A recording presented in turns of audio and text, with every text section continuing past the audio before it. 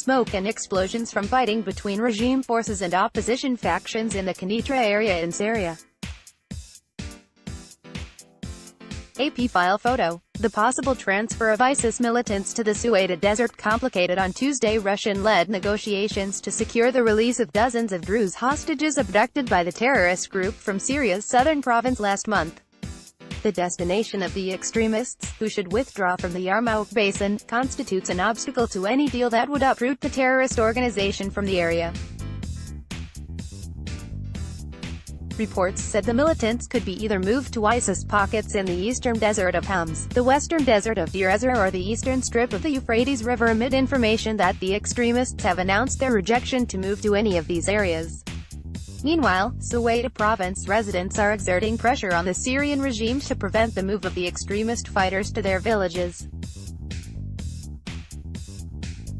Syrian forces have launched a large-scale military operation against a small ISIS pocket in the desert of eastern Suweida, from where the terrorist group carried out 2 weeks ago a series of attacks on several Druze villages that killed more than 250 people, mostly civilians.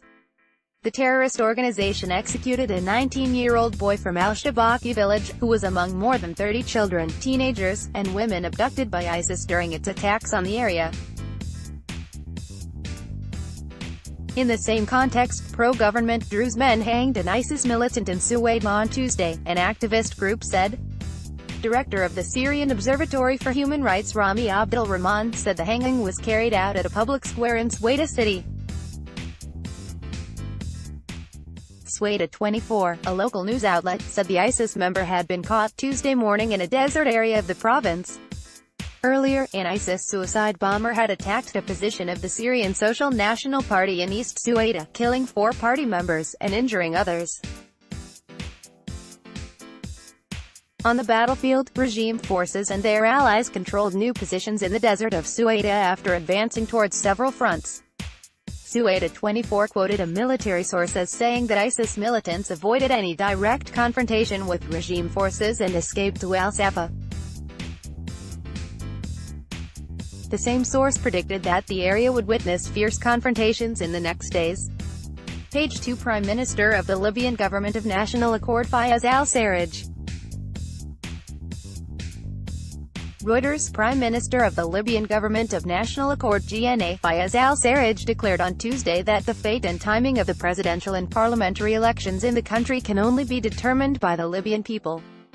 GNA spokesman Mohammed al-Salek said that the PM stressed the need for the concerned powers, especially the participants in the May conference in Paris, to commit to the agreements reached during the talks. The gatherers had agreed to hold the polls in December.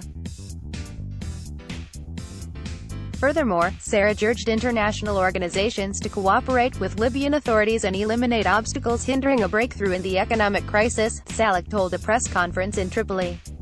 The elections were discussed during a meeting in Tunis on Monday between United Nations Special Envoy to Libya Ghassan Salameh and Tunisian Foreign Minister Khamis al-Janawi. The minister stressed the importance of unifying efforts between Libyan parties to ensure that the polls are held as soon as possible in order to pave the way for stability and security to be restored in the country, said a Tunisian Foreign Ministry statement. It also said that Salameh underlined the need for all effective regional and international parties to push forward inter-Libyan reconciliation under UN sponsorship. Meanwhile, Italian media reported that Cairo and Rome reached an agreement to hold regular meetings between senior officials to prepare for an international conference on Libya that will be hosted by the Italian capital in November. Over the weekend, Italian ambassador to Libya Giuseppe Perroni had sparked the ire of the Libyan people when he dismissed recent popular protests in the country that were demanding improved services. Rallies demanding his expulsion erupted in Tripoli on Monday night. Dozens of Libyan figures signed a statement describing the envoy as persona non grata, urging his immediate departure. Perroni had said that Italy prioritizes introducing better conditions in Libya before elections can be held. Separately, Libyan National Army commander Khalifa Haftar made a surprise visit to neighboring Niger on Tuesday where he held talks with President Mahamadou Issoufou. Military sources told Bashar al-Assad that the talks were part of attempts by Haftar to secure Libya's southern borders.